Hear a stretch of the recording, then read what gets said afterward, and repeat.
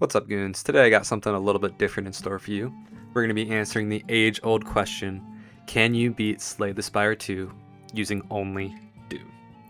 So, the rules are simple. The enemy cannot take any source of damage. They must end the combat with their max health and their Doom exceeding it. This means we are allowed to use cards like Countdown, Negative Pulse, and Scourge, and we are not allowed to use cards like Blight Strike or Sleight of Flesh that deal damage in association with the Doom being applied. So, let's get right into it.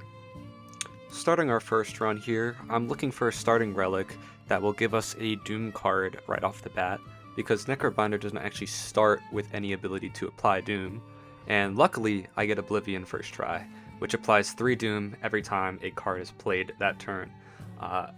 Hesitantly pretty good path that I'm mathing out in my head, and we run into this guy first. Oblivion in our starting hand, 3 defense, which is good because we can't actually play any of our attacks to trigger Oblivion, and that will end up being part of an issue with this encounter because we're actually losing the round with a lot of unspent mana, and sadly this guy's strength outpaces us and he does kill us. Losing our first encounter, it's back to the drawing board. Moving on to our second encounter, we boot up the Necrobinder again and find ourselves with the choice of a Leafy Poultice, allowing us to transform a strike and defend in exchange for 12 max HP. We get Negative Pulse, which allows us to apply Doom and block at the same time, so it's time to start. We apply some Doom, get our block up, and that's kind of just how the tempo for the first few encounters is going to be. Just waiting until we draw a Negative Pulse and blocking in the meantime. And thankfully, we get through this encounter rather unscathed, losing only 5 HP in the process. Moving on, but having to skip all of the card rewards because each of them does damage.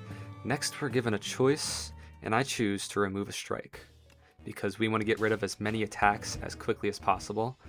And from here, I think this is the run that is going to take me there. I'm breezing through the Act 1 boss. I breeze through 3 Act 2 elites, taking little to no damage. And then I encounter the Act 2 boss, the Worm. I think that this is going to be an easy fight. I've taken little to no damage from every enemy so far. And this guy, I'm able to keep my distance from him, keep applying Doom, but at the end of the day, it sadly isn't enough, as it's taking too long for me to build up the Doom. I try my last gambit, and I get swallowed by the Worm. Back to the drawing board again.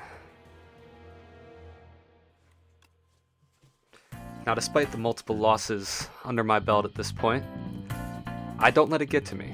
I keep searching for the right starting relic, one that'll let me apply Doom right away, and that I know will carry me to victory. Because I've gotten farther each time, and this time won't be any different. And after a while, I find ourselves back with our friend, the Leafy Poultice, who in exchange for 1 strike, a defense, and 12 max HP, gives me Deathbringer, applying 21 Doom and 1 weak to all enemies, which is actually perfect for Act 1, where I need to find other cards to back it up, as most enemies will fall in just 2 uses. And I actually make it out of the first encounter, losing no HP. I choose to take Countdown right away for some passive Doom every turn. And there's actually nothing good in the first shot for me, so I decide to just get rid of a strike, thinning down my deck as quick as possible. Moving on to the second encounter, it's much of the same. I played Deathbringer twice, only losing 3 HP this time. In exchange, I get a Defy, which allows me to apply extra weak. Now here, I choose to just buff one of my defense, since I can't use any of my attacks. And then I look at the path because I stupidly hadn't done this when I picked my starting route. And I choose to take it a little risky, and I go for the elite on the left, choosing Clumsy, getting a curse in exchange for a completely useless relic, as it requires me to play attacks. But I take on the elite anyways, and find myself actually struggling a decent bit, losing almost 30 HP to one elite in exchange for another useless relic, but I do get a Scourge in the process. So I am starting to get more outlets of Doom, which is perfect. It's exactly what we needed. And this enemy falls with me only losing 3 more HP. I'm able to heal up and move on. This time I get a relic that heals me when I add enough cards to my deck, which will definitely come in important. And I get Oblivion. This is exactly what I needed. Moving on, I get to heal 10 more HP before going into another campfire, and smithing our countdown for more passive Doom every turn. I choose to go left because I'm broke at this point with only 11 gold, and the Smog here is going to give me quite the challenge, as his whole thing is he limits you to only playing 1 skill a turn, and my entire deck is skills. So it does actually deal almost 30 damage to me as well, lowering me back down to 25 HP. I pick up another Scourge in the process and move on to the next enemy that is clearly just one enemy and nothing else. So I keep going through him, applying Scourge, applying Doom, and then taking back my money that he stole from me. Killing this guy, losing no HP in the process. Taking a Shroud, which is actually going to be completely game-changing to the run. Healing up, and preparing to face the Act 1 boss. Now this fish is going to give me some issues as well, as he gives me all these beckons in my deck, which takes away from the amount of Doom I can apply. But combined with Oblivion, it actually ends up working in my favor, as every time I play Oblivion and then play Beckon, I'm getting Doom, which is getting me block from my Shroud. So, joke's on this guy. It really didn't matter in the end. And after continually just whittling him down turn after turn, continuing to play the Beckons and Oblivions, Scourging, taking a little bit of damage here and there from the Beckons that pop into my hand, I am able to take him down.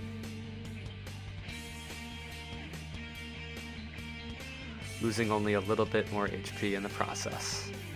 And with that, Act 1 has been beaten, taking none of the rewards from it. On to Act 2.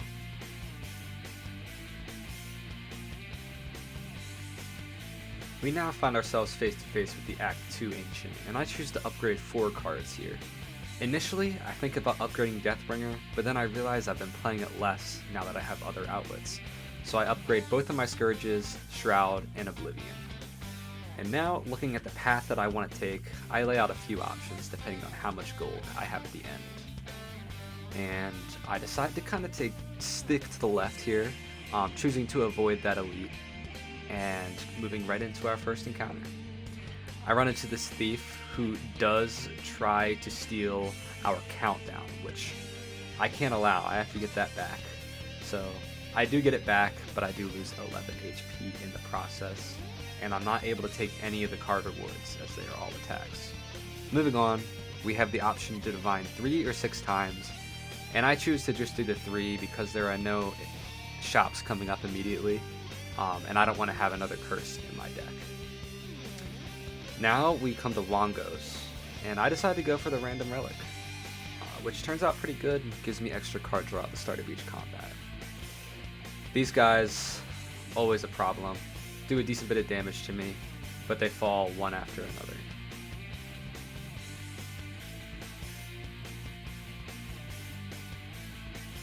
Now we come across the Obscura.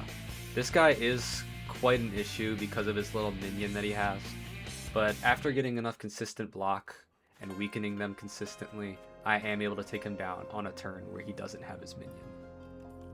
And I could have gotten more Doom here, but I decided to go for a little bit of extra block, getting a heal off of that relic I was talking about earlier, and then quickly taking these guys down.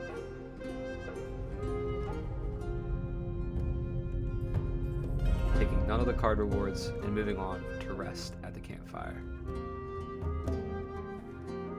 Next up for our relic, we get a Gremlin Horn, which is okay. Not super useful in big encounters, but I am able to trade my useless Ornamental Fan for a mummified hand here, which is perfect for us with the amount of powers that we've been playing, as it gives us one card for free in our hand every time we play a power. These guys also cause me a little bit of an issue, taking me down a decent bit, but they also do fall relatively easily. I choose to take Friendship here, as strength doesn't matter to me, and I did get a useless a potion that I choose to discard, as it does damage, and then these guys fall very quickly, one after the other. I am down to 20 HP, which is not ideal, and I choose to take Invoke Plus here for a little bit of extra block and energy on the next turn. Coming into this shop, there's really nothing useful for me here, so I just decide to remove another attack, bringing me down to 3 remaining attacks in the deck. We're getting there. Now, I am face to face with the Act 2 boss, the Crab. This enemy is quite difficult. It's basically like fighting 2 bosses at the same time, and you have to keep your front facing whichever enemy is doing more damage, as it decreases it by a significant amount. And thankfully, quite a bit of the doom that I'm doing applies it to both enemies at the same time, which not only benefits me by taking them down at the same time, but also through my shroud that I have, as it's getting me more block per doom I'm playing, as you can see just happened right there. And so through a combination of that and weakening them, I kind of slowly start to just whittle this boss down, carefully picking where I'm targeting, who I'm applying doom to, and I generally try to take out the left one first, as it does more consistent damage over the right's kind of big burst damage in one turn that I'm normally able to block and weaken on the turn of. I choose to drink my useless attack potion, immediately skipping it because, well, they're attacks, so they all do damage. And then I finish off the left guy with a Scourge, choosing to face the right guy with a little bit of confidence, as I take 18 damage with my 65 block. Then, being able to immediately take down the right claw the next turn.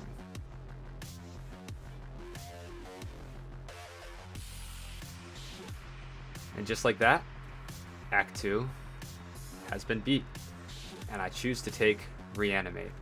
On to Act 3. I'm immediately met with 3 very good ancient relics: the Signet Ring, the Looming Fruit, and the Jewelry Box. But the Signet Ring is calling to me, so I check to see if it's viable, and yep, I have 3 shops that I can hit in one line. So I choose to go for it, which brings me up to over 1100 gold. Now this will really help me kind of balance out my deck, get those last few missing pieces, while also getting rid of those last few attacks. And the first encounter falls with me only losing 2 HP and picking up another countdown. In the first shop, I'm able to grab Hidden Gem, which will add replay to some cards in my deck, one of my favorite mechanics in the game, and I choose to remove a strike and get 1 negative pulse. I skip that event, and then at the next shop, it's honestly pretty disappointing, but I do get a Potion of Doom and a Bone Brew, which you'll see later will be very useful against the first stage of the Act 3 boss. I remove another attack and move on. And deciding I don't want another curse in my deck, I just heal despite being at max HP.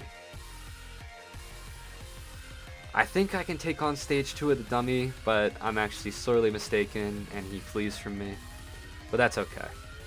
I choose to play it safe and upgrade a card rather than take on an elite. Which I choose to upgrade Hidden Gem to put Replay 3 on one of the cards in my draw pile whenever it's played.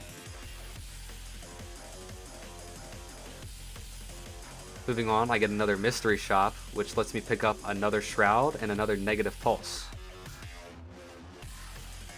as well as remove the last attack in our deck, making it basically so that we can play every single card in our deck, finally. The last shop is a pretty big letdown. It does let me pick up another Potion of Doom, which you'll see again is very nice against this boss, as well as remove the last curse in our deck. We get another relic, which is a pillow that we actually sadly never get to use, because we actually take down this guy without losing a single bit of HP.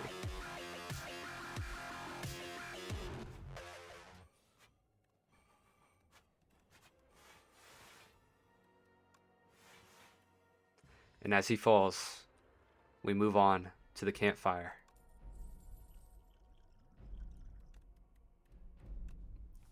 Upgrading our shroud before taking on the Act 3 boss. And the last obstacle standing between us and finally beating this challenge. So this boss, he has a little ability where every time you play a skill, he gains 2 strength, which is a real problem because literally my entire deck relies on skills. So that's why I picked up those potions, which basically brings them up to almost already being dead to Doom in 1 turn. And I decided just to summon and get some energy on the next turn rather than push it because I know I'll apply enough Doom anyways.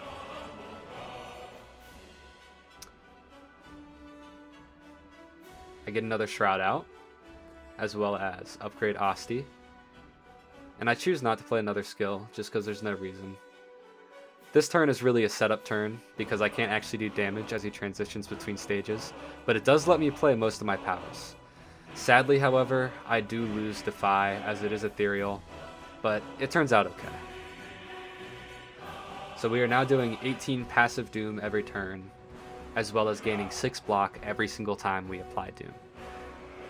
So I play Scourge 4 times, drawing to max hand size, as well as being able to replay again, and just really getting things going. Getting up to 72 block in 1 turn. Next turn, I decide to play Oblivion and then Reanimate to kind of buff my Asti up there. I get to play Bodyguard, which has Replay 3, which is basically a Reanimate in and of itself, as well as playing my Bone Brew just to set him up.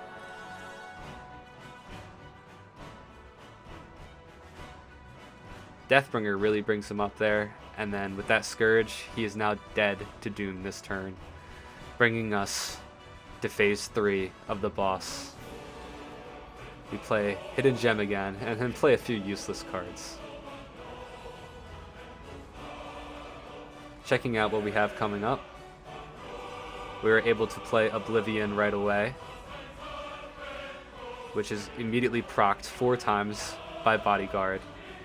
We decided to draw more cards through Scourge, and then Oblivion more through Defend with Replay 3. Getting us up to 96 block. We hit Oblivion again, and Bodyguard with Replay 3 again here, as well as those.